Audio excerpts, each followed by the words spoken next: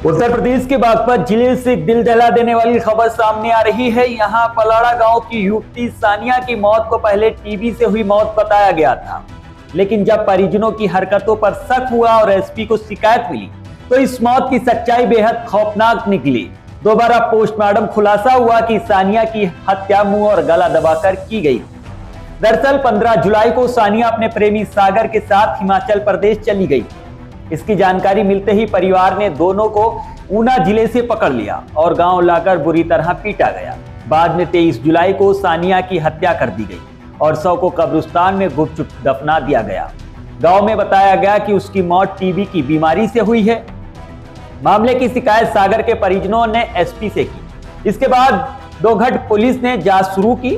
DM की अनुमति के बाद शनिवार को शव को कब्रिस्तान से निकालकर पोस्टमार्टम कराया गया, जिसमें मौत का कारण स्पष्ट नहीं हो सका। इसके बाद मेरठ से फोरेंसिक विशेषज्ञों की टीम बुलाई गई और सोमवार को दोबारा पोस्टमार्टम हुआ। रिपोर्ट में पुष्टि हुई कि सानिया की मौत गला और मुंह दबाने से हुई है। एसएसपी एनपी सिंह के अनुसार इस मामले में मृतका का ताऊ मतलूब, चचेरा भाई सादिक और एक नाबालिग शामिल था। नाबालिग ने सानिया के पैर पकड़े, जबकि मतलूब और सादिक ने मुंह और गला दबाकर उसकी हत्या की।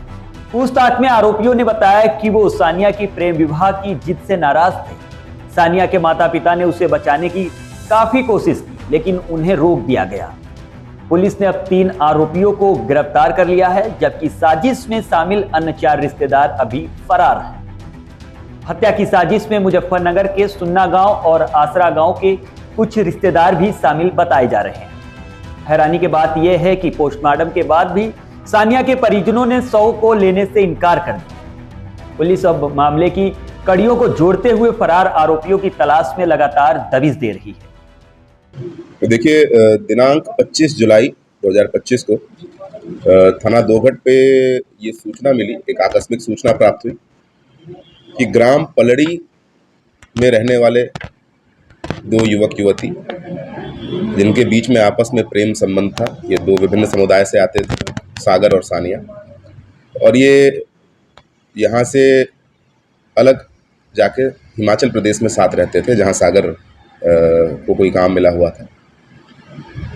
सानिया के परिजनों ने दिनांक 22 और 23 में सागर और सानिया इन दोनों के साथ मारपीट की और सानिया, जो कि लड़की थी, उसका गला घोंट के उसकी हत्या कर दी और उसके शव को वहीं दफना दिया।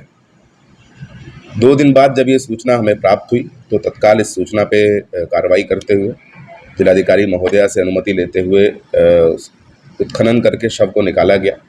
आवश्यक पोस्टमार्टम कार्रवाई कराई गई और इस संबंध में अभियोग पंजीकृत करके थाना दोघट पर कुल 9 लोगों के खिलाफ और 3 अज्ञात के खिलाफ अभियोग पंजीकृत किया गया है, जिसमें से 6 अभियुक्त को हिरासत में लेकर माननीय न्यायालय के समक्ष प्रस्तुत किया जा रहा है एवं आवश्यक विवेचनात्मक कार्रवाई थाना दोघट पर प्रस्तुत है।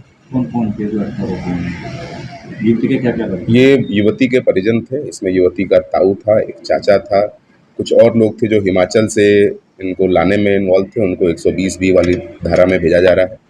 तो कुल मिला जुला के काफ़ी लोग हैं और इसमें जैसे विवेचना प्रचलित होगी, बाकी के साक्ष्य भी और जो हम संकलित करेंगे वो आपको उससे साझा करेंगे और आपको बताएंगे। सागर जो लड़का है उसकी हालत कैसी है, कहाँ है उसको? सागर को कुछ चोटें आई हैं और डर के मारे इस घटना के बाद वो वापस हिमाचल प्रदेश चला गया था, तो उसको वापस लाया जा रहा है।